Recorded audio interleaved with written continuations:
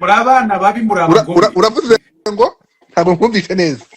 Itangazamakuru ryose ry'i Kigali nararebye mpitamo abanyamakuru babiri mpitamo Fata na Gasuku. Hanyuma ikindi kintu nshaka kukubaza, ikintu nshaka Ddumba. Bruce Melody ngo yahurije aba influencer hamwe. Arangije batwara kubagaburira. Uretse gato. Melody aba influencer bahurije hamwe ukabaha ibyo kurya bakarya. Ko tutumvisha imyanzuro yahuye mu ihuriro wabakoresheje. Mwakoze ikindi cya kabiri. Wowe se kubahuriza muri space ukabakomanya imitwe ukimanukira. Ubwo reka tuvuge ko wenda njye nabagaburiye. Ubu umubi ninde hagati yanjye nawe? Uretse gato warabagaburiye ariko ubundi kwanza washingiye kuki urabana aba influencer. Oya nahamagaye abajene bakoresha imbuga nkoranyambaga yego muri rusange ariko mpamagara n'ubundi abo dusanzwe tugirana umubano nyine wo hafi. Hanyuma rero nabo tugirana wakure nabahamagariye kuri live kuri TikTok nanababwira ko tuzagenda tubasharinga ama video kandi twarabikoze. Ni mu rwego rwo kugira ngo turusheho kubana neza urumva hisijya natwe dukwiye kuba turi tayari kuherekeza. Naho ubundi rero abantu babi nkawe bafite akantu ko kubinyega bavuga ko nabahamagaye nkabagaburira. Nibite ko guhura nabo cyari ikintu cy'ingenzi kubera ko tugomba gukorana kugira ngo Uganda twabonye imyanzuro yavuyemo. Imyanzuro ariko ni nabo ubundi se abantu bose nahuye nabo ubundi maze kuguhe mwanzuro wundi ku buryo wabo wa kabiri. Yananga imyanzuro do rukiko. Kanu karengo. Konga. Nyamara mushitsi wawe Fatakumavuta bamubitse. Imana mworohereze. Abo nibo bantu.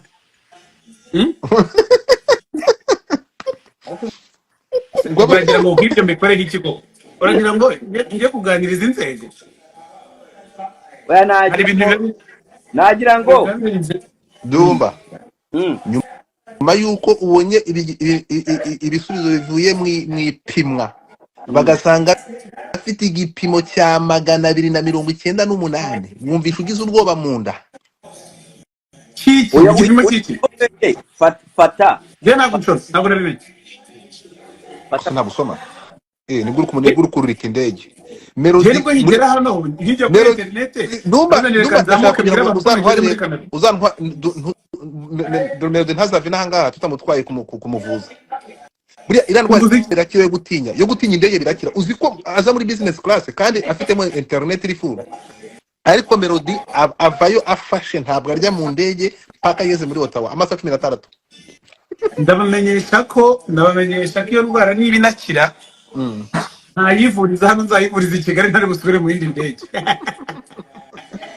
So icyo nari kubwira Ddumba nabonye ntabwo gusura muri biriya bintu mu kanya muraza kuduhereza liste ya gahunda y'uko igitaramo kizagenda. Dufite abantu ngubu ngiye mfite peni y'abantu benshi bose ngira ngo nagiye mbohereza iwawe nagiye mbohereza kwa Ddumba ko Melody yatubwiye ko ari we kandi warakoze pe. Ddumba yarakoze kugeza naho n'umuntu uza urabizi Ddumba bitewe n'ukuntu uri umufungamutwe urandakaza ariko nyuma nkaza iyo ukoze ibikorwa bizima ndabishima. So nagiye mbohereza iwawe benshi uraza kutubwira mu kanya. Oya wowe Godfather narayije kubibona ko tutazahuza. Warabibonye nawe ariko bura ni nikosa kuko nta nubwo duteretana nta n'impamvu yo guhuza. Hanyuma bwacya mukatubwira ngabahanzi nyarwanda barangana murakundana mwatanze neza mwabashaka. Ntabwo nangana na Ddumba ntekereza ko ntabwo twangana ariko nta n'impamvu icyo mukora niki. Jewe nakwanga Godfather umuntu ntazi gutereka wakoze cyane. Ikintu kiriho umuntu ntashobora kubona gutengera wabyumvishe icyo uburese mbabazi. Ibyo mukora byitwa iki ko atari ukwangana. Ibi ngibi ni ubundi ibi ngibi nicyo bakwereka urukumva. Ubundi ibi ngibi nibyo bikenewe sibyo. Ntabwo Ddumba ari hamwe kugira ngo twemeranye urimo kumva. Ntabwo Melody ari hamwe kugira ngo wemeranye n'uwo mukora ibintu bimwe cyangwa n'uwo mukora ibintu bigiye gusa. Ariko noneho usibye ko wowe nta n'uwo wenda wo twenda kugira ibyo dusa nawe hari ariko abantu bafite imisatsi bafite dread barahari ariko wenda akabashaka kwigaragaza mu buryo butandukanye Bo- ça dépend. umva hari urwana navuga imyaka ize waririmbaga nka Bruce Melody basa ariko uririmba gospel Rwagiye kujya herero.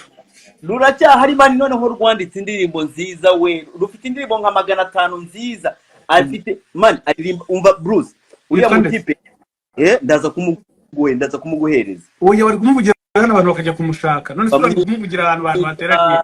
nibagiwe izina rye mani Waramufashaga? naramufashaga mani Waje kuberekera iki?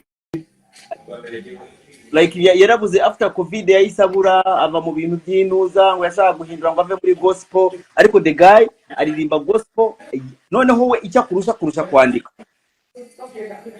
Anje nakwandikira se. asa nkawe nk'uko ngukusa akaririmba nkawe ariko akandika bikurenze Okay, wenda ibyo kuririmba wenda byo birashoboka. Ariko gusuka rwose muzaberekere nge. asa nkawe ni muri bro Ngo yambara mask.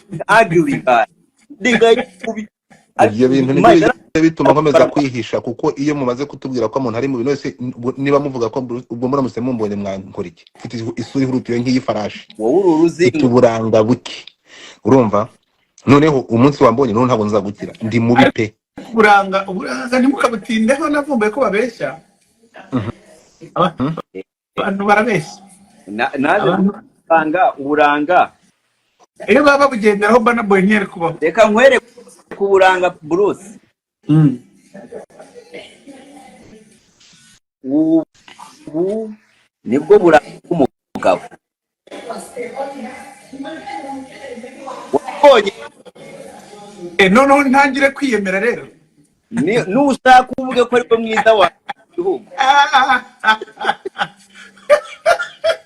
Mazi yatekeye.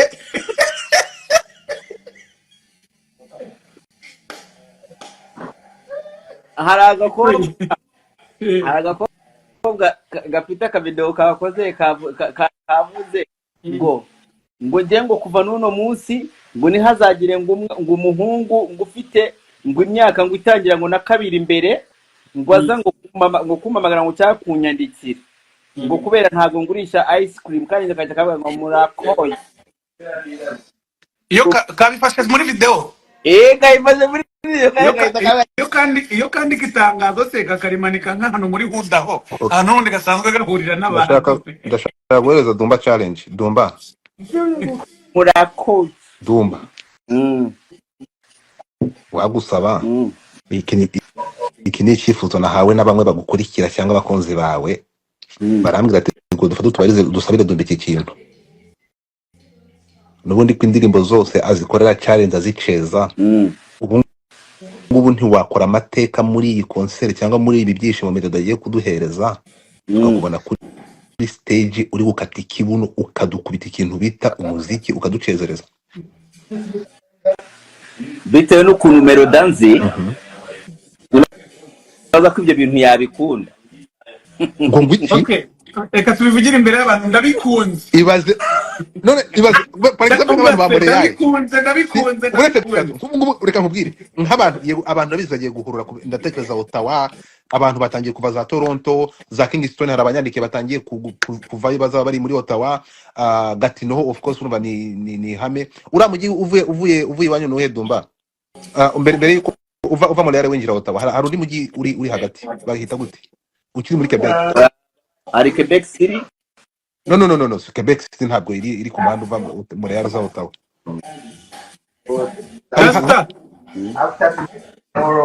uyu mugi bawita gute Ddumba umujyi uri hagati ya Ottawa na Montreal ahantu haparika utu tudukamyo batwara muri ntuza muri vacation bawita gute namaza nkawureba atari Cornwall byashoboka ko wahayoberwa gute kandi uri ugize Cornwall yonyine bose harabahavuye haradeje bamaze kujya uziko harabavuye Granby harabavuye nani Sherbrooke ngo bagomba kuza bakaza so urugendo babwira gikomeye abo bantu bose bavuye muri iyo miji yose hano na ikibazo cyahabaye cyambere yego ngo abahanzi bose b'abanyarwanda n'abarundi bahaje mbega abantu biwacu abantu twenda guza ururimi bose baje gupaforinga hano ngo ari ukuntu babagirira vuba vuba bagahita bigendera. Ntabwo nzi ikintu kiba cyabaye, ntabwo nzi ukuntu bigenda, ariko njyewe ikintu nabarabura kimwe ni uko umuntu wese uzazana azarya umuziki. Buriya abantu abanzi ntibangereranya, barabizi ko iyo mfashe umwanya wo kuririmba ndirimbira abantu banjye pe. Rero n'umuntu ufite gahunda yo kuzakererwa cyangwa akabura ashobora kuzasanga ibintu bitari uko yabitekerezaga. Kandi ikintu kijyanye no kubahiriza amasaha, abantu twakoranye amakonseri muri Amerika barabizi, muri Maine konseri mu mwanya munini ariko n'amasaha turayubahiriza. Urumva uko muza kare bitera igitaramo kugenda neza, n'abantu n'abataha kure bakabona uko bataha kare. Sibyo? Ddumba rero melody turagusabye Ddumba azaboneke kuri stage. Narabimupropoje yaranyishe, yarambwiye ngo rega ngo akabido buriya ngo kamara amasegonda 30 ngo nkaba nderembuyemo ndumujemo n'ikiro. Ati urabona zaje kuri stage. Ddumba igaragaze amakuru dufite ngo nuko ukoresha app, gukoresha app buriya ngo ntabwo ari wowe wikora kubira tubona, babikora live. Icyo nabakoya cyonyine uretse Ddumba garagara kuri stage ari ngiye uhamagara Bruce Melody aze aba performing. Icyo Ddumba niba bira biboro niba rero bikoraga twereke igikwasi hapo utagiye kuri aka kaboro sinkagira karihe mba nkambaye gute. Yego igikwasi cyaje kiri hewe hano hari abantu bafite imvunja bazikoreye. Ddumba hora n'igikwasi mu buzima bwe. Ufite umugahini yaje atwaye imvunja. Inde mujyama w'igahini yaje atwaye imvunja, ubu ngubu yatwaye igikwasi cyanjye. ariko niyo kubona uhorana ibikwasi kandi byinshi. Hanyuma Ddumba ikindi ashaka kubaza kubera ko melody mu bintu byose mwakoze kandi uzi audience iri muri ntuza muri Alberta, kuki mwahirengagije? Alberta hari ukuntu abantu baho ari abanebwe nuko bafite amafaranga. Kuzana umuntu hano amafaranga yo mu mavuta ntaje kuyaryaho, abantu bahari bashaka kurukuzi ko ari ahantu honyine badafata n'abantu basohokera. Urumva Edmonton niba hari abantu bafite amafaranga muri Edmonton, aba promoter bari Edmonton turacyafite umwe. So urumva Ddumba sinzi impamvu hari Lucky no se yakivuganye nade ubushije dufite melody yaje kuri TikTok abantu biko ba Lucky bari kuvugana na Lucky, hari ibintu bari gushyira ku murongo. Okay. Byanze bikunze haracyarimo iminsi mike yo gukonfaminga byizwe. Biracyashoboka Alberta Edmonton, especially Edmonton abantu ba Edmonton muhaguruke mureke ibintu byantuza mufite amafaranga, ariko Edmonton hari ubuzima bubi.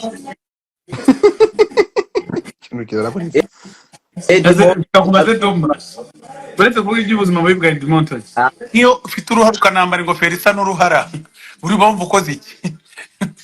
Ubika umutwe gutya turebe ariko dore uruhara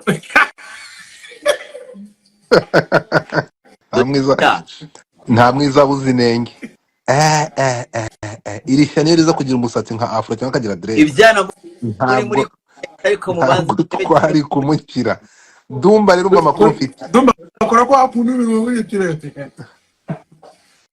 Najya akora Ddumba ari kwigana indirimbo amusa cyo ko ufite impano kamisi.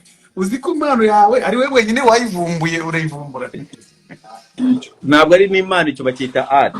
Hari umutanzania niba mwiganirira munanira. Icyo bakita art kubera ufata ibintu ufite, none se indimi nazo narazivumbuye ko nazizi. Nayo ni impano. Indimi nayo ni impano. Mu Kinyarwanda. Ubwo rero navanze impano kubera mfite nyinshi. Ntabwo rero wenyine nk'umurase ntuhita usaza. Oya, none se gufata mu mutwe nabyo buri muntu arabishobora. Noneho urumva turi kuvuga ibintu twibagiwe. Nukuvuga ko nk'ubu ngubu iyo foto nayifite ko Ddumba azagera akavuga ngo ubuse no guhumeka mwabibasha. Urabona iyo foto ubiri mu mutwe hano yose. Ntago ari wenyine ariko. Na print nayo nayibitse hano. Abafana iyo tugiye muri concert twaririmbana na bindirimbo gweri itangiye kugeza irangiye. Tuvuga ko baba bafite impano nk'iya Ddumba. Ariko urumva melody urumva uburyo noneho hari kuba uyifite uyu mutipe uburyo abikoramo urumva uzareba video uziko indirimbo aba yifiringa kurusha uwayikoze. Baretse we nyine impano ya Ddumba ntago ari gufata mu mutwe. Impano ya Ddumba no kuntu yigira mu maso akaba yarabibonye akabona yabigaragaza abantu bakabikunda. Wewe ifitemo na diamond n'uburaya urimo ukuntu ari kureba abantu urebe ukuntu ari kuririmba ibi ifitemo n'umuzimu w'uburaya. Tuvuga ko ariyo ndayeri professionnel kurusha abacuruza. Ibyo ngizo zari zisanzwe izo mpano zari bihari. Impano ya Ddumba ni ukubona ibintu ari bwigire agatinyuka kubipostinga kuko abandi babikora ntibabipostinga. Impano ya Ddumba nahivumbuye ni ugushira ubwoba. Gushira ubwoba no gushyira ku mutwe.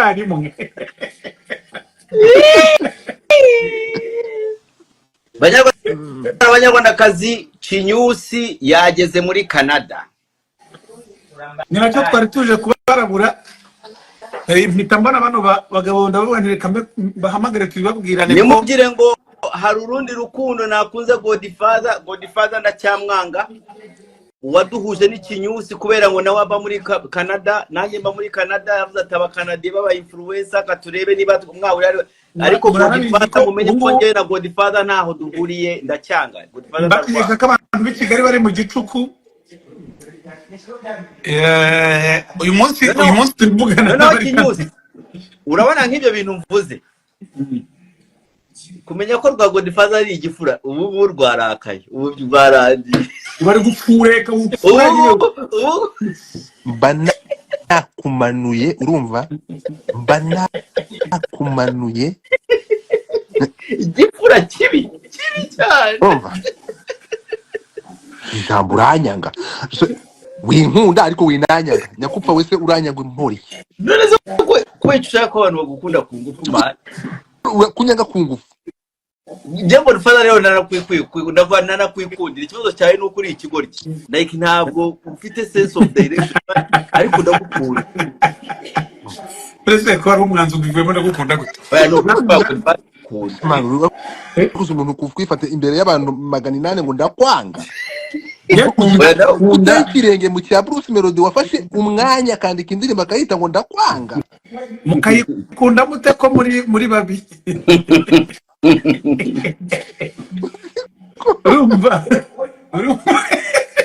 Urumva ikintu maze kubona ntago abantu bangana ahubwo abantu barapingana ko urebye nkamwe mwembi umwe yaragiye afata urubuga rumwe ararucakira undi nawe aragenda afata urundi ararucakira noneho mugiye kubihuza buri wese agiye ku rwundi biramunanira muhita muti ubundi umushenza akabona ibitete ariko Godfather naramugerageje hano kuri Instagram atwike byaranze yarinaniriwe kuri Instagram ntabwo ushobora kutagaragara ugomba kugaragara. Ddumba urumva uretse gato nawe agerageza kunzana muri Twitter njyayo ndareba ndavuga ati aba bantu ba Twitter bose ko ya Twitter ubundi nari nzi ko ari y'abanyabwenge nsanga yo Godfather avuga ibintu by'ubugoryi ndavuga ati God njewe nza hangaha kwe Ddumba ndi umuntu uvuga ibintu biri mu ubwenge nubwo mbivuga mu rurimi rumwe urumva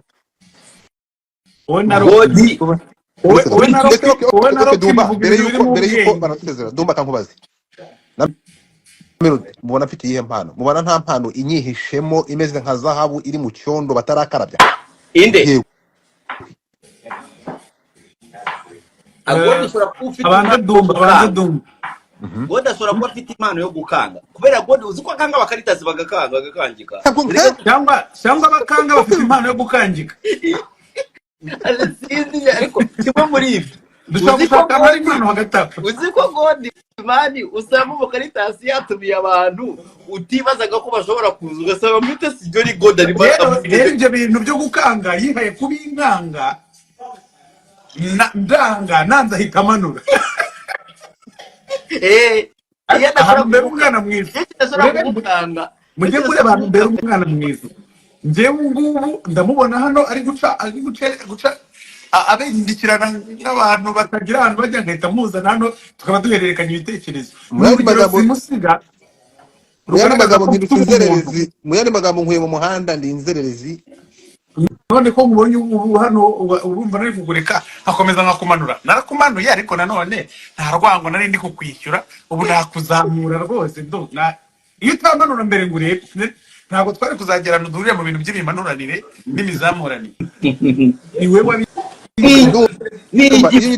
Ddumba reka hetazi Ddumba reka ibyo bintu byawe reka no kuvuza ngo Ddumba ubona mfite impano yo gukanga yego njye ntabwo ariko mbibona reka mubwire reka God yakanze Mutesi Jolly God akanga Alex Muyoboke akanga Kita God yaka ngwe nugegere nugere bikintu ndagukura kangaruke kuri Kita nubwo mbere ngiye kuvuga kuri Kita mw'abantu mwe Kita ndi umuntu ufana Kita ubizi ko ari inshuti yanjye uretse mubwire Ddumba Kita ni umuntu nkunda imikorere ye pe ni umutipe uca bugufi ukora ibintu byatuje kandi utirukanka ndabimukunde kandi ubana na ariko mukanze yakirwa uretse napfuye nawe umutipe yaragiye urukumva ikiganiro cya mbere ntabwo yigeze avuga izina ryanjye urukumva mani bebe agakasa hano nyine ari umuntu akasa ibikorwa by'umuntu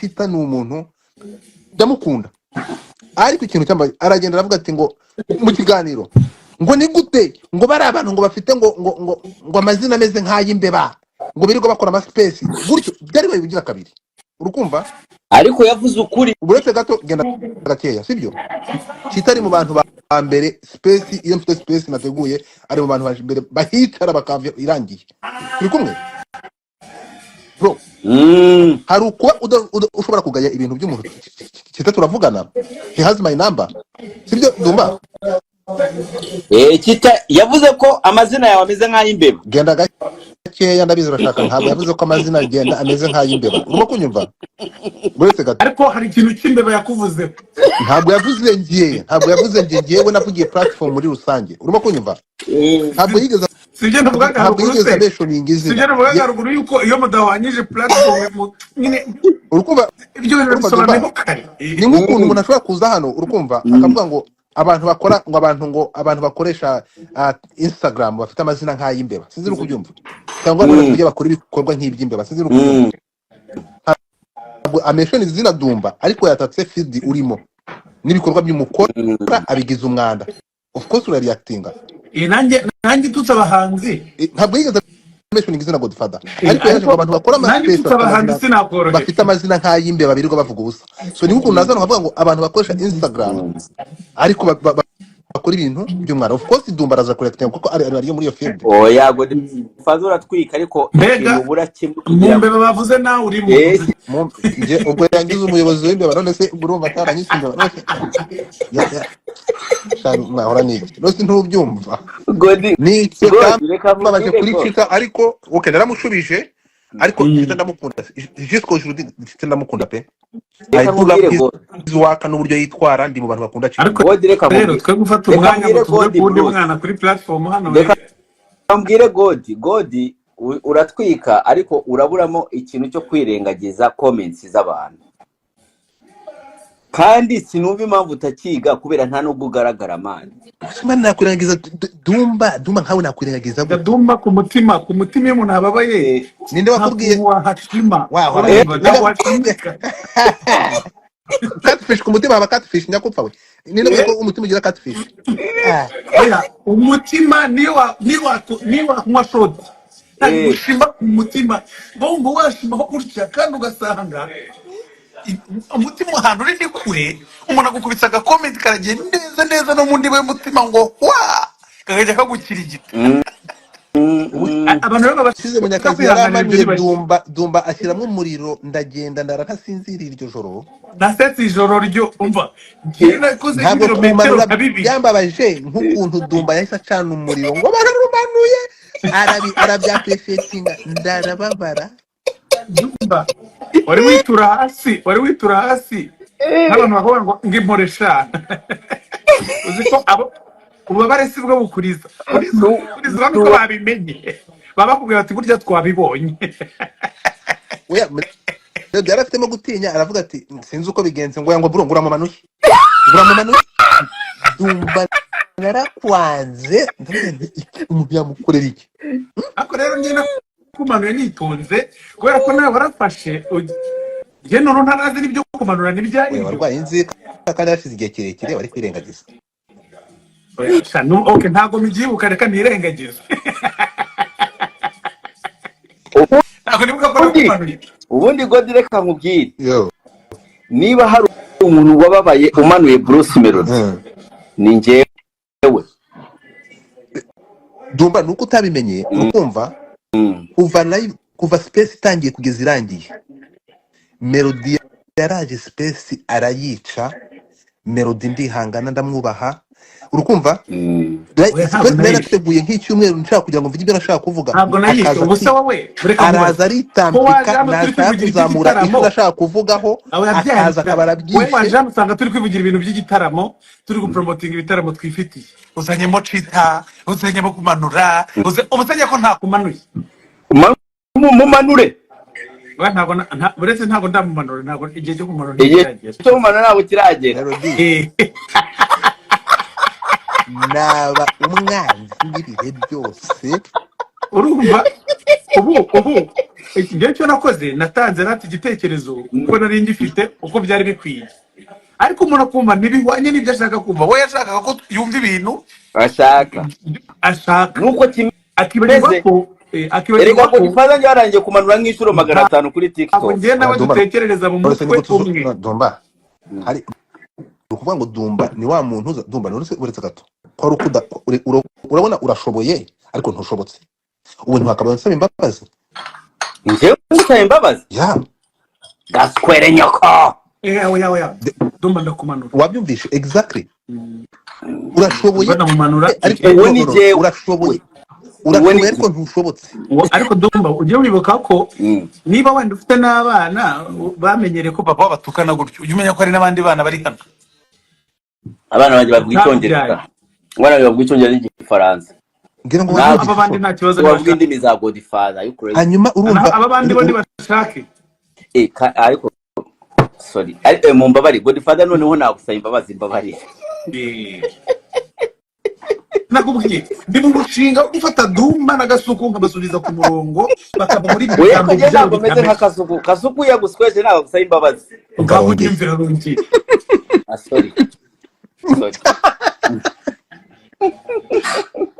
gukorege kirekire abantu n'ibintu barwaye iyi ni narumiwe narayo ni inkundura imaze igihe kirekire kugira ngo aya magambo ave muri aba magambo wanigiye kana mwana no gukura mu magambo mukoresha ya buri munsi oya ikintu cyo gusaba imbabazi kabisa ntago kimbereye izi sabye ugaragara nabi reka nkubwire Bruce impamvu nsabye imbabazi yari nakubesha abantu bose bafite inyinya gusaba imbabazi mbamona n'utuntu twiza reka nkubwire impamvu nsabye imbabazi abantu bose bafite akanya hari nigori wabona ifite inyinya baruko ufite inyinya uzi ko mise gutanga ko kamera yanjye iriho uzi ko umusatsi umvuye nabwo se kamera yanjye iriho buriya iyo ufite inyinya bijyana no kuba umwana mwiza urumva ukamera nka King James ukamera nka Meddy wenda nuko ariko ku mutima wanjye arayifite urumva ukamera King James niwe muntu wenyine ufite inyinya mubi oya ububi bw'abantu bupimisha ikidu nose Bruce ndi ko hari mubi ko ntacyo we kuri mubi hari ikibazo uragira ngo nganire nk'umuntu wenda w'umurara kandi nari nikarumye ariko King James nawe afite ikofi ariko rero nawe Melody reka nkubwize ukuri sibyo ibintu byawe nawe byo kwigira umwana mwiza cyane ntabwo bitwika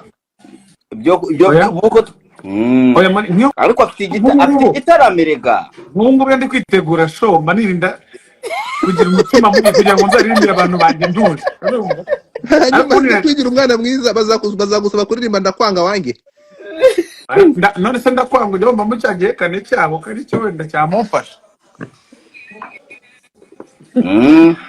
By the way, umenye ko na Meddy nawe yahise yumva ariko Meddy uzi ko Meddy yamenye ko ufite igitaramo nawe atangira ibitaramo bya gospel hano muri Kanere nawe araje, ariko ntago abantu bavuze ko banze kubijyamo.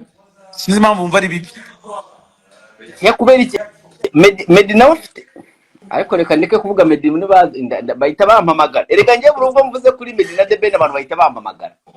Bahehese abantu b'i Kigali bose bahita bampamagara ngo Ddumba urabizi ngwa boro ngo twa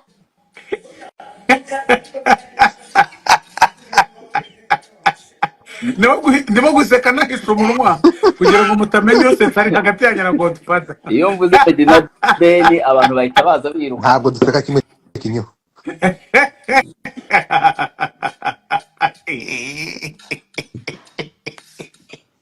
Zagagaye Ddumba babarira ukora urugomo ugaburire Kenyesi umugaburire Putin Arayikunda araza kuyikunda umuhe Putin ndashaka umumpere Putin ejo ndirirwa mu nzira nza kureba Bruce Melody itaha iwacu, ariko abanyarwanda kaze kamabwira indusha ibintu bajya bavuga ko ngewe Bruce Melody ampemba. Reka mbivugire hano Bruce Melody ahari ntabwo ari bubyemere n'ubundi nafata bamunamitse nta kundi ubwo ndabahemba nyine nta bindi. Melody oya kambivugire hano n'uburyo nzi Ddumba na mbere wende abisubirize rimwe Ddumba urukundo rwawe ni hafi ya ntarwo tugende gake bitavuze ko urasupportinga pe ariko mukandi tubwiye uburanga bw'umugabo uzana ikofi hagati y'amafaranga na Bruce Melody ukunda iki cyangwa ukunda nde? nkunda Bruce. Ntukagereranya amafaranga n'ibintu, ntukazajya ugereranya amafaranga ntukazajya ugereranya Bruce n'utuntu tw'amafuti.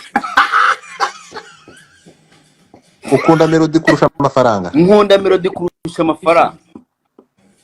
Reka nkubwire biriho ntangiye kugira ubwoba ntundura. Oya ntabwo ndi umutinganyi Melody. Ngende sifite nkunda abagore kandi n'abagore sinakunda umwe. None se abagore bagukunda cyangwa abagore mukundana iyo bonye uri kuzunguza ikibuno babona nyine mudakeneye umugabo mwembi urimo uratobanga ibintu nshaka kuvuga Melody. Ariko tugaruke ku mushahara wawe. Yego sorry. Reka nkubwire God bivuga ko wishyurwa na company ya 155 ntabwo wishyurwa na Melody.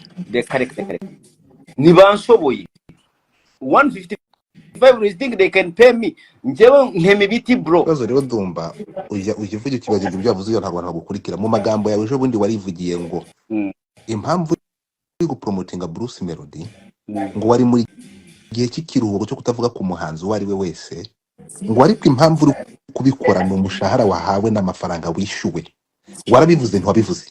Narabivuze. Thank you. Ariko umuntu wateguye igitaramo cya Bruce Melody ntabwo ari 155. Umuntu wateguye igitaramo cya Bruce Melody ni uwundi mukire wacu utuye muri Canada. Ntavuga izina ariko bazamumenya. Anyway hari uwo mukire wa A1. Anyway Bruce ngiye kuzana abakobwa kandi mfite abakire. Mfite abakobwa babiri mfite n'abakire babiri kandi umukire umwe akunda buriya n'undi mukire. Harahiye. Yego ki. Hanyuma se ko numva ibyo nanyuma kujya ubimbwiye. Nkomeze ibyo tujye njye umuntu byo bitabi. Ddumba just Ddumba mese. Ari arataka gukubita ikuru itakureba. Ddumba arashoboye ariko ntashobora. Tubwire ku mushahara. Urumva? Wateguye igitaramo cya Bruce Melody ni uwundi mukire yanyifashije arambwira ati Ddumba wambabariye ukampromotingira igitaramo cyanjye ko Bruce agiye kuza muri Canada. Avuga ati nubundi ukubise ushaka kurira. Ndiri hakirika. Uriturira. Imitandira. Yagize gute mitandira? Kubera ko gatoki kamenyereye gukomba gahora gahinnye. ukubise ushaka kurira utangira kubipromotinga ndaravuze nti umutima mwiza Ddumba yigirira kumbi wari wahapeshwe ariko ntabwo yampesha igice umukiro byumve ko jewe Ddumba na ndamubwira kandi andagomba kuyaguha show zirangiye ko sinizeye ko akazi uzagakomeza ngo karangize yampesha igice ndaje mubwire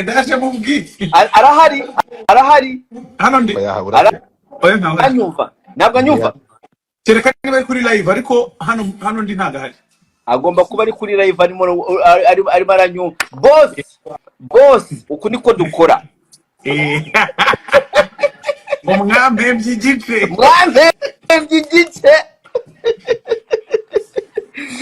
kandi twirirwa dutumbagira uburayivu Ddumba ejo nzatangira amarepetisiyo ejo nzaba mpari nzatangira amarepetisiyo ndi kumwe na bande noneho live ubundi twabikoreraga online nyine ejo nibwo tuzatangira guhura urumva ntabwo nzabasha ngiye kujya na-updating abantu ubwo bakwishyuye ugomba kuba uhari urumva nkamenya gukoresha abantu nzaba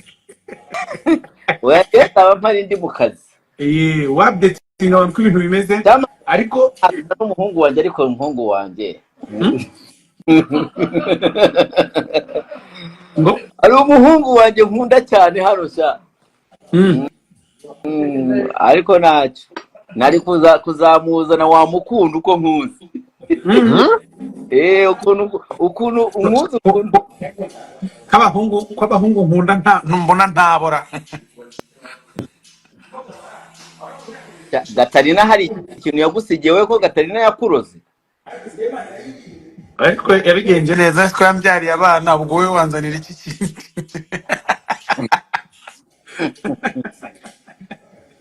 ariko Bruce ko wasanga umupfumu wawe bajya bavuga ari cya Godfather ntabwo yabasha kuroga buriya hari ibintu bibiri bidashoboka uri umupfumu iyo uri umupfumu ukwiye kuba ufite imvugo ihwitse ku buryo ijambo ryose rivuga uko rikwiye uravuze ngo hari igihe amagambo akocamye oya ntabwo aba akocamye neza nko gukocama ahubwo hari igihe ushobora kuvuga ngo byinshi urayumva ukumva aravuze ngo byinshi niba Godfather afite ibirayi mu kanwa niko yatubwiye buriya mikrofone akoresha sinshobora kuyakira ntangiye gukorerwa ihohoterwa kuri live bagwa mikrofone ujye uvuga udacira umenye ko nuri ukurikireho ntangiye gukorerwa discrimination kuri live ndasaba kirahita kirakara icyagodi ni yewe uvuga neza nakubeshyaga wapfura turabeshya godi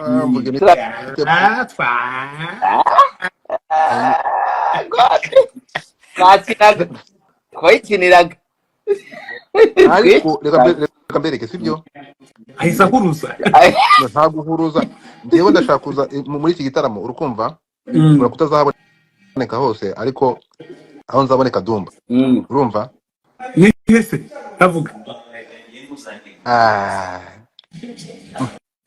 ntavuge ariko ntukitsimbe mwana erega bro uzi ko rwa godi nubwo ari urugo kunuza iyo urimo uraruvugisha nko kuri DM mani n'urwana rwiza n'uruntu ruzima ni nkafata ku mavuta ntabwo namuvugira ndafata sinyamuvugisha oya ngiye mvugana na God man nafata nigeze kuganira nawe tugeze guhura tugiye gushutinga ya filime ya abantu bose bavuga ibintu nkumva hari byo bimwe tutemeranya bajye baza tubivugire hano biradingwe nabo tubwira aho kugira ngo nyihererane bagodi n'uruntu ruzima n'urugo cy'aho aho kugira ngo nyihererane nyigireho umwana mwiza nituza hano ankandamize yaza hano akankandamiza nkamwishyura bikarangira wamwishyuye godi oya ntabwo namwishyuye ariko nawe ababizi ko wishyuye godi utaramba aravuga ku ababizi neza ko nabwira aravuga kumukandamiza amfata mbumva nabi Ddumba ko wishyuye godi utaramba aravuga kunyishura kumukandamiza nawe akankandamiza uwumva ibindi by'ibishahara okay nishyura iki se wamusaziwe yumvaga ariko ye ko Ddumba uramuzi Ddumba nyine ikinyarwanda ni mugufi. hano hari umuhungu wanjye yankuyeho amafaranga nanjye ntabwo nzemera ngomba kwiga. Nanjye kutubwira boro se mwakiniye z'urusimbi tudahari. Ngo komeza. Okay. Urumva nayo kubwira ni kubera ko tuba turi kumwe n'abafana hano. Godfather nabo babizi ko nanjye ntari agafuka imvugo rimwe nashaka ibintu byo kunkandagira nanjye turi bucyonyora. Icyo gihe tukubahana ariko iraje muri DM akanyigira ko mwana mwiza. Ubundi ni gute ukora imirimo ibiri? Ni gute uzaturimbuka nasyonyoranya wajye ubiturekera ko natwe ariyo mpa wowe ugakora kimwe natwe tugakora iki? No ufite ibinono byagenewe gusyonyora natwe dufite imihogo yagenewe kuririmba. Imana yaguhaye umuhogo no kuririmbira n'ukuri. Ntabwo syonyora nka kuririmbira kandi kitwibore. Mukarita singize umwinfluencer yigize byose yigize mu bloga. Wowe oya jemba ntari kurigwanira ishyaka ko nabonye mwana arakaye. uyu Ddumba ntugire igihe ukabibona ko abantu hano tutihuriye live nyine ngo tubivugane gutya bana ntwani. Iyo bicaye bonyine uzi ibintu bankorera. Ubwo rero kugira ngo uwo muntu tubone DM twagahuza face to face. hanyuma ikindi kintu mbaza nje murabizi nikundira mu nubwo nkunda amakuru nubwo mubigita amatiku. Ko none igihe wadusezanye cyo gusohora album kigeze uri muri Canada uzayisohorera muri Canada? Tinya reka nkubwire God. Cyangwa bagiye kutubeshya nka mbere. Iyo album yagombaga kuyisohora ageze muri Canada. Ariko papa wabo bakobwa babiri ejo yongeye kumpamagara anyibwira inshuti tugamba ngo urabona ngo kandi muri Canada nanone ntabwo izasohoka. Agomba kwimyigaragambye ntabwo ibyo byaba ari byo ntacyo kutugirisha abantu uzi kujye tugiye kwigaragambya. Uzi ko album ya Afrika igiye gusohoka. Ubu reka mbabazi iki kibazo ni igisubizo uhawe byose ubwabyo ntibigize itiku. Ntabwo bigize itiku nubwo dusubize erega njye mbabarisha abanyarwanda uyu mwunganizi ubona uzavuga ngo turakorana. Banyarwandakazi impamvu mubona Bruce Melody hano reka maze mbabwire buretse gato album ya Bruce Melody ntabwo izasohoka kubera yabihinduye ariko album ya Afrika igiye gusohoka. Afrika rwa ruzingo kandi Bruce ari muri Canada. Ngiye ndashaka kumva Bruce Melody asubiza album yawe izasohoka mu kwa 12. Mu kwa 12 amatariki ntabwo ndayaba izasohoka ndi Kigali. Numva baretse mbaraborera ikindi kintu listening party album yanjye izabera muri Kigali Universe i Kigali. Dufite n'ahandi hano muri Kenya tuzakorera fete ya listening party album yanjye n'ahandi hantu hamwe muri Uganda n'ama event 3 ni nazatuma nsubira i Kigali umwaka utaragira gute utararangira kugira ngo niba nyumvise neza hano uzayifungurira hano cyangwa uzatangira hano tuzo ya mbere cyane bizatangira i Kigali cyangwa muri Canada i Kigali. Bruce reka nkwisabira akantu washutinze indirimbo ebyiri imwe ya Fikfa Maika n'iyindi ya Dabodi. Good idea. Mwashutinze kwiti mwongere mushutinge na nuza bayita gute none se Ddumba ibintu nakoze muri imyaka ishize cyangwa se album ndi kuvuga urayirenze usubira inyuma imyaka 4-5 sore gushutinga indirimbo zo mu myaka 5 itambutse. Reka nkubwire bro cyangwa nshutinge ntundi Bruce reka nkubwire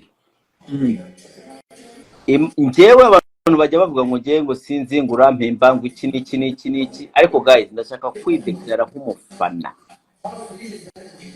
Njyewe ntabwo nzi kuryarya Bruce urindyarya urabizi ariko ngiye sinzi kurya.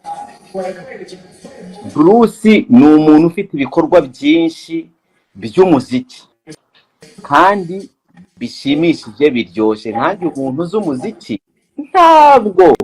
Kandi Bruce ikindi kintu ngukundira waragaragaje ko ushaka ko ibikorwa byacu bitangira gusohoka igihugu. Rero Bruce nukuri kwimana ntago ngukunda kurusha The Ben, nkunda na The Ben kurusha The Ben, ariko ndi umufana wawe kurusha The Ben. Nkunda The Ben kurusha Bruce, ariko ndi umufana wawe kurusha wa The Ben. Wewe ngukundamo gake. So rero ibikorwa abanyarwanda muzajye mureka guhubagurika muza kwa Ddumba.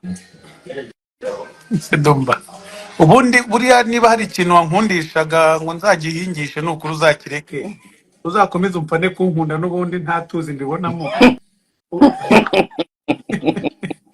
N'ubundi byo nkora n'ibikorwa nibyo kwiye gufana, naho njye mfite umugore unkunda cyane kukurusha wowe. Fana ibikorwa, niba ufana rwose uri mu nzira nziza. Gutangiye gusoundinga nka Godfather, urashaka ko ngukunda basi ndagukunda. Oya ntabwo ushaka nkundura nabikubwiye kwera kare nuko utabyumvise. Ahubwo icyo wagomba gukora ngiki wari kuvuga ku mpamvu itumye uvuga ngo nshutinge indirimbo, none urabirenze kugira ngo wumve ko nawe ubwenge bwatangiye kuyobamo gake, urenze igisubizo agomba gutangira iby'urukundo. Oya reka ndagukunda. Sorry, nkunda ndakwinginze The Ben. Aka kantu mugafate mugakatebo mukohereze Sentongo. Je t'aime. Ibyo ntibikuraho ko muri kujijisha na Bruce Melody mufitanye imikoranire kandi irimo n'umusaruro. Ndababaza yo kubeshya abanyarwanda, aba bantu barakorana, baranaheba, barakorana. Ddumba ni umukozi wa 155. Uretse babwira akantu, bakiri kuri kodi n'umushahara umuntu uvuga mani ngo ngorana na Dekati. Ayo makuru narayumvishe. Ayo makuru Ddumba yaracicikanye. Ddumba nkawe harya nk'umuntu uzi ubwenge, wowe nk'umuntu ubizi neza byose. bizi gute mudakorana? Urumva wabyumvise Ddumba? Reka nkubwire. Wabyumvishe ko mukorana? Oya reka nk'umuntu reba Godfather nawe mufite ubwenge bubizi. Godi nahuye na ko Kigali yaje iwanje na Bruce Melody na Made Beat. Ko Kigali n'umwana mwiza cyane bataramwirukana. Reka ndangize. Ko Kigali n'umwana mwiza cyane, gusa ko Kigali ni umutesi. Urumva aza ngo araje ngo atwunge ngo yunge ngo industry. Agera aravuga ati Ddumba wuvugana na Dekati, ati hamagara Dekati tumwunge na Bruce Melody. Mamagara Dekati namubwira ati man, ati abantu bari hano barashaka ko mwiyunga. Dekati arambwira ati genda ubabwire ati baragasukwera banyina. We None se mbivuge gute? Mbivuge gute ibyo yambwiye? Byaranyamaze kubivuga. Okay. Arambwira ati genda ubibabwire. Rero nibwo ngewe na confirmize ko aba bantu badakorana. Zumba baravuga ngo urumva imboni z'abategetsi bakomeye ni bamaneko babo, naho rubanda rugufi turebesha amaso yacu. Oya Bruce na Dekati ibyo ndabizi ko ni beef. Reka nkubwire rero beef kuntu yatangiye. Bruce mbivuge none wigize nzi koga nawe none se yatangiye rero aratinye. Ariko se Melody wari agiye kuvuga besha mukabesha ibyo bintu cyangwa mu munyomoza. Reka tubwire. No, écoute. Ibyo Melody avuga ko Dekati yamusabye amafaranga akayamwima nibyo nicyo ako kari akamafaranga karimo, ariko sicyo bapfuye. urumva yansabye yakeneye cyane asanga nanjye ntayo mfite. Nasuko vraiment donc mwangaya. Ntabwo ari icyo bapfuye. Reka nkubwire icyo bapfuye. Icyo nicyo Dekati yambwiye. Yarambwiye ngo Bruce yaramuhamagara amubwira ati nkofite agatwiko. Ati nakaye gatwiko. Ati vuga ko nasinye miliyoni y'amadolari. ya miliyari. Dekatarareba Dekati buriya n'umuntu wize aho afite kubitaba ntabwo ameze nkamwe. Dekati atabara miliyoni y'amadolari na Kinyusi wacu ataradropinga ubwo Kinyusi yataraba Kinyusi tuzi. Dekati aramubwira ati miliyoni y'amadolari wa muhungu we ko hari abantu bize tuza kuba turimo turaragira bazi ubwenge waretse ibyo bintu ntitubivuge. Kinyusi na bene wabo bakoranaga muri icyo gihe baranga barinsistinga. Baravuga ati tugiye kuvuga miliyoni y'amadolari ngo Dekati nubyanga ngo turabikisha ahandi. Dekati arabyanga. Dekati aravuga ati jewe ni muvuga miliyoni y'amadolari turadutandukanye. Ko byarangiye Kinyu ariko miliyoni y'amadolari yaje ahantu rero ahangaha niho rero tuvuga ko abati bafitanye imikoranire kuko ugiye kureba ko ndi kumuhakanya. oya none se ibyo bintu bya ejo bundi bya miliyari bira byo kujya guhinga makadamia mu karere ka Gicumbi wari wasinyiye uvuga ko ugiye gutangira guhinga ibireti cyangwa gushishikariza abantu kujya guhinga ibireti mu karere ka Nyabihu twajya kureba tugasanga niko bimeze ni gute wamamazaga ibihingwa n'ibihe birete byinjiza miliyoni y'amadolari. So ahangaha nimuza kwitegereza ahangaha nkubwira ko abati bahubwo bafite ukuntu banakorana. None se kiriya gihe ntabwo Dekati yashumikaga Bruce Melody yakoraga iki yashumikaga Bruce Melody mwavuganye gute cyo byari byaranarangiye niyo mpamvu na Ddumba na urumva Ddumba nababwiye ngo yigize nzi koga ari gutanga amakuru atanu bavuganye gute kandi kiriya gihe ko yaratangiye kumushumika bivuze ko rero ubundi se ko yabyumviraga buretse wumve uyu we ubivuga hano yabyumviye kandi avuga ko yabibwiwe na Dekati. Dekati yarabimbwiye abimubwira ryari muri icyo gihe nibwo yabimbwiye. Erega njye mbanga menshi ubwo nsohoye rimwe. Ubundi amakuru mfite ngo nuko Ddumba ameze nka eswime yo muri Rogi ngo amabanga afite ni menshi cyane nka eswime yo muri Rogi. Bura Rogi bifite amabanga umubika amabanga kabika amabanga ya Medina Mbonyi. Nirwo rwego ndiho. Reka warabitse biragaragara. Reka Melody adushyirireho umucyo nibyo cyambo navuze ni navuze ibintu Ddumba yavuze ntago ari byo ibintu biroroshye cyane. Ubu mu gitondo byose Kigali wafashe imodoka mujya kwa Ddumba kugira ngo abuze na Dekati. Mureka byivugire. Okay. Mbyutse nkishyurira muhungu. Ibintu byose byatangira kuryoha. Ariko uzi impamvu ntabikora? Njyewe ntago mverisa umuntu utazi guhimba indirimbo, ntago mverisa umuntu utandika indirimbo cyangwa nga producing gusa kubera ko uri kunkangisha kuzantuka nkaguha amafaranga. Niyo mpamvu na Ddumba ntayo namuha, niyo mpamvu na Fatakumavuta ntayo namuha. Nk'abantu bakuru iyo nguhaye content, iyo dukoranye akazi buri wese agira aho yungukira. Rero haba abantu badashaka ko dukorana muri ubwo buryo, bashaka ko nuhembwa n'akazi wakoze wavunikiye ugomba kugenda ukamuha raporo uko abandi basane nyine cyo n'ababigenza. Umva ibyo bintu wivugisha ngo na amafaranga wampa njyewe nari nayo nuyanza ubwo bizaba bigaragaye ko bya bintu byapfuye. Nawe ubundi urabizi ko nk'ubu ngubu reba hano Godfather sinaje hano muri Canada Ddumba niwe mpaye amafaranga kugira ngo dukomeze gukorana akazi. Ni gutyo ubundi business yagombye gukorwa. Business ni ndajano ibintu birimo akazi, ibintu bivamo amafaranga kuri buri side ya runaka gutyo bijyanye n'akazi ukora. Ariko ntutekereze ko nzajya gukorana na EAP ngo EAP nimba ngo nguhehora mwumva ari byo ntago ari byo pe. Ibyo to me ntago bikunda. Ibyo ndabyemeye wamesheje n'ikintu cyatumye mpura n'aba content creator nuko hari imikoranire mbona ya vuba ishoboka kandi yagira umumaro buri wese. Iyo nkoze ibyo mba ngize itafari ku kazi kabo. Ko none utubwiye ko uramutse ukoranye n'uriya mutipe ibintu byagenda neza kurushaho, kuki udashanga ibintu bigende neza, kuki udakorana nawe ku mugaragaro?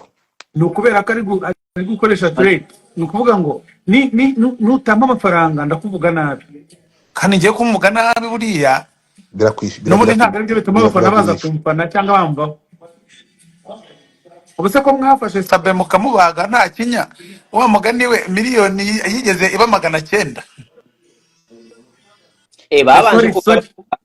sorry wenda twakora mbanza amadosi Energy twigeze gukora subscribe hano unsubscribe mwari ko mwahonye murayikora ko nabonye nta cyavuye ubundi iyi kese kuva naba ngiyewe iyi kese niyo n'ubundi Energy ni ibibwa uzi ko byakoze unsubscribe bikongera bigasubscribe